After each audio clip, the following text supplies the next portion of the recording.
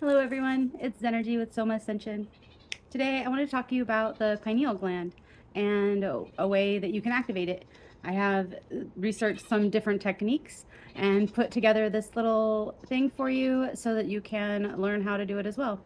If you don't know what the pineal gland is, it is in the center between your third eye in the back, and then if you went directly between your ears and you cross the poles, it'd be right at the intersection. So it's in the very middle of your head, and there's a lot of texts that say it's like where your soul resides, or the doorway between the other realm and this realm, and or things like that. It's also something that people want to decalcify.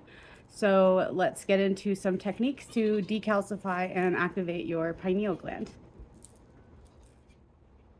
For activating your pineal gland, you can lay flat on your back with a low pillow under your head and something under your knees to release your lower back tension, keeping your spine perfectly straight.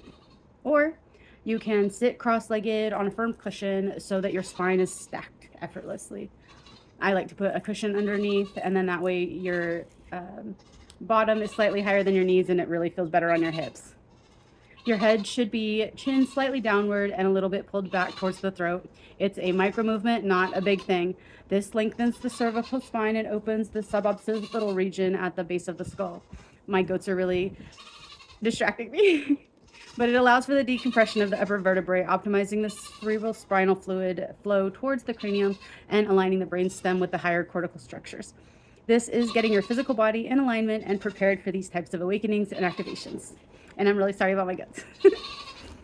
The mudra you can use is the Kaleshwar mudra. It is basically, you can look it up if you want to, and I'll put some pictures up when I do the editing. But you bring your tips of your middle fingers together, pointing straight up away from you, and the tips of your thumbs pointing towards your chest, and everything else is curled inwards. It makes it hard. So you can gently touch the knuckles, and then you can hold this at your heart center or your solar plexus down lower. Your mouth should be relaxed and your tongue against the roof of your mouth. In case you don't know, putting the tongue to the roof of your mouth while you're breathing through your nose connects the vagus nerve to the cranial floor, allowing the body to get out of stress mode. It reduces your salivary flow and focuses a microcurrent on the physical and energetic pressure upwards towards the sphenoid bone, which sits directly beneath the pituitary and the pineal glands.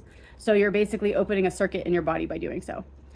Again, your eyes will be lifted towards the middle of your brow, but do not strain it. Don't squeeze your eyelids or cross your eyes too aggressively. It'll cause tension, and that's the opposite of what you want. You want to feel like your eyes are relaxed and gently strolling slightly upward, just resting in a position, vast sky. Then as we breathe, we want to bring all of our awareness to the center of our head. Like I said, if you put a rod through your eyebrows and between your ears where they have a cross, that is where your little pea-sized portal is, aka pineal gland. So focus on that middle of your head between your ears. Imagine pulling all awareness from the outside world away from thoughts of the past or future, drawing it all into the geometric center of your brain. Just sit in the space for a little bit. Keep breathing, deep nose inhales and soft exhalations with a hum. So you're going to do a humming out breath and visualize that humming going into the center of your brain, into that cross section, that pineal gland, that portal. Then you can imagine and feel a tiny speck of luminescent indigo white light right in the center of that pineal gland. And with every inhalation, it grows brighter, warmer, and more crystalline. With every exhalation, it expands, dissolving any rigid material, mineralized barriers, transforming tightness into fluent radiant energy. And the more visualization or just feeling it that you can do, the better. Don't worry about if you aren't able to visualize. You can just have the feeling, have the intention, have the thought, and that's also enough. So you see the gland becoming clear and luminous, highly sensitive to the energy around it, and it awakens to this point in its natural state as a receiver of high insight and deep restorative rest. So you can sit in that visualization and humming for as long as you want to.